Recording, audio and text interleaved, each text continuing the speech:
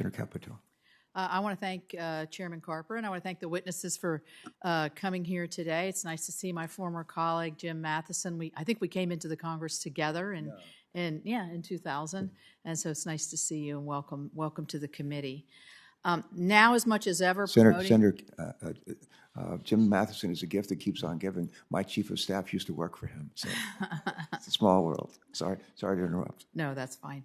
Now, as much as ever, promoting America's energy security is utmost importance.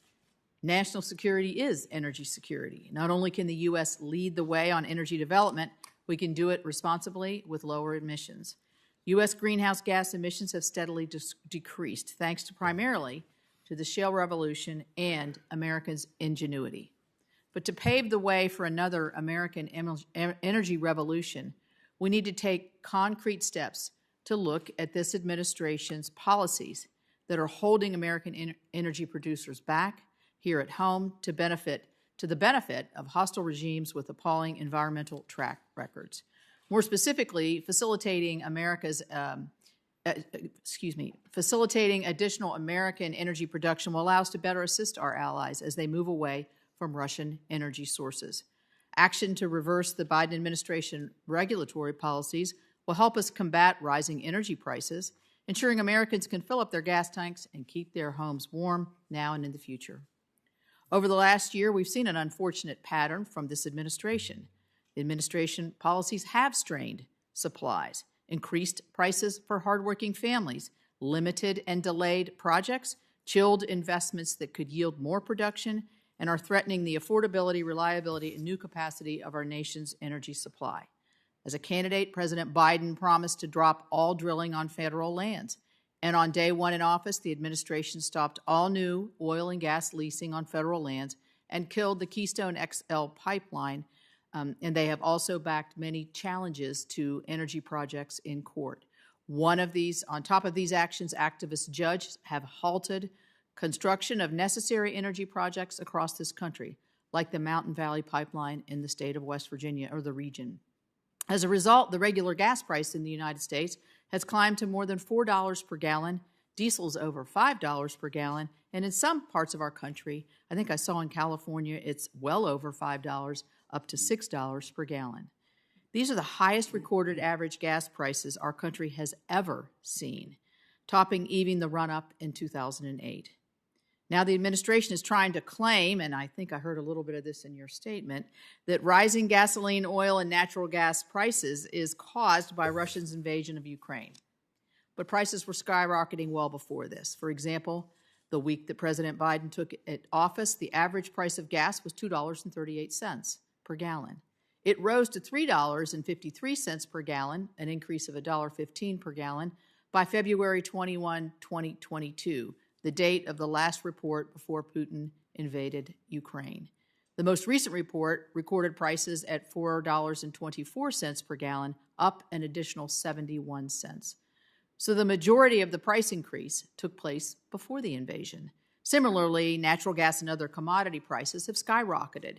The price of natural gas in New England averaged more than $20 per million BTU in January, spiking to almost $30 for several days due to a lack of pipelines in the region, or the equivalent of $180 per barrel of oil.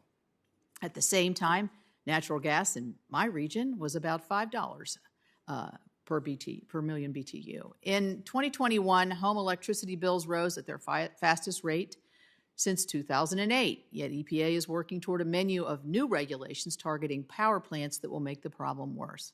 This is on top of the record inflation that is impacting West Virginia families who are now paying higher grocery bills, higher gas prices, and facing higher costs to heat and cool their homes, leaving hardworking Americans struggling to balance higher costs in all areas of their lives. That's what we hear when we go home every day.